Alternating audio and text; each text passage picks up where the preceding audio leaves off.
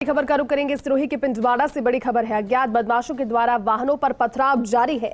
कल देर रात सिरोही की तरफ आने वाले 2 वाहनों पर पथराव किया था। पथराव की वजह से एक तूफान, कार के शीशे भी टूट गए तो एक कार चालक ने कार को दौड़ाकर अपनी जान बचाई। पिंजवाड़ा के मोरस चौकी के आसपास की घटना ही बताई जा रही है। उदयपुर से पिंजवाड़ा की तरफ आने वाले वाहनों पर लगातार पथराव हो रहे हैं। दर्जन भर बदमाश 4 लेन हाईवे पर खड़े रहते हैं और हाईवे पर आने जाने वाले छोटे वाहनों पर अज्ञात बदमाश पत्थरबाजी कर रहे हैं। पिछले कई दिनों से लगातार पत्थरबाजी हो रही है और अब इस घटना की वजह से वाहन चालकों में एक भय सा उन्हें सता रहा है। पिंजवाड़ा से उदयपुर जाने वाले रास्ते पर वाहन चालक डर रहे हैं। डरना लाजमी भी है क्योंकि एक बार नहीं बल्कि बार बार ये एक गैंग वहां पर सक्रिय है जो कि उस रास्ते से होकर गुजरने वाले लोगों पर, जो वाहन चालक है, उनकी गाड़ियों पर पत्थर बरसाते हैं और फिर जब गाड़ियां रुकती है तो उन्हें लूटने का जो प्रयास है वो उनके द्वारा किया जाता है। सिरोही के पिंजवाड़ा से ये बड़ी खबर आपको बता रहे हैं। अज्ञात बदमाश है, हालांकि पुलिस इस पर लगातार जानकारी जुटाने में लगी हुई है कि कौन गैंग है जो वहां पर सक्रिय हुआ है। अज्ञात बदमाशों के द्वारा वाहनों पर पथराव, कल देर रात भी सिरोही की तरफ आने वाले 2 वाहनों पर पथराव हुआ। पथराव की वजह से एक तूफान कार के शीशे टूट गए तो दूसरे कार चालक ने दौड़कर अपनी जान बचाई। हमारे साथ सिरोही से सहयोगी अशोक जुट गए।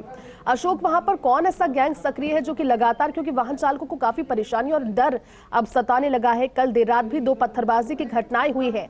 पुलिस ने क्या कहा इस मामले को लेकर, कहां तक जांच पहुंची?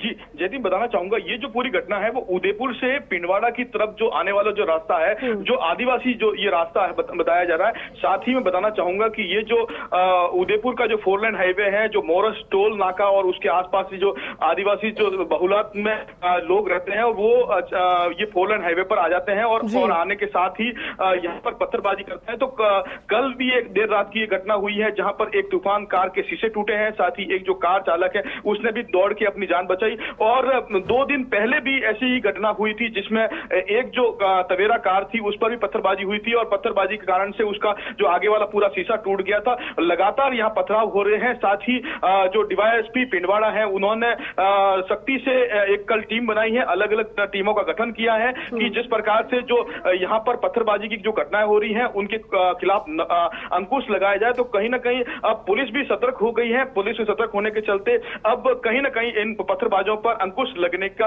संभावना है। जी अशोक, संभावनाएं तो है, लेकिन अब तक जितनी वारदातें हुई हैं उन सभी का पैटर्न क्या एक ही समझना जरूरी है कि वहां पर पहले भी शायद इस तरह की वारदातें कुछ समय पहले होती थी लेकिन फिर एक बार रुक गई। क्या सेम पैटर्न है इन सभी लोगों का? ये छोटे वाहनों पर अटैक करते हैं या फिर ये किसी भी वाहन पर अटैक करते हैं? और क्या अटैक के बाद में किसी का आज तक जो प्रत्यक्षदर्शी वहां पर रहा होगा, गुजरा होगा, उसने कोई बयान पुलिस को दिया है इनके बारे में?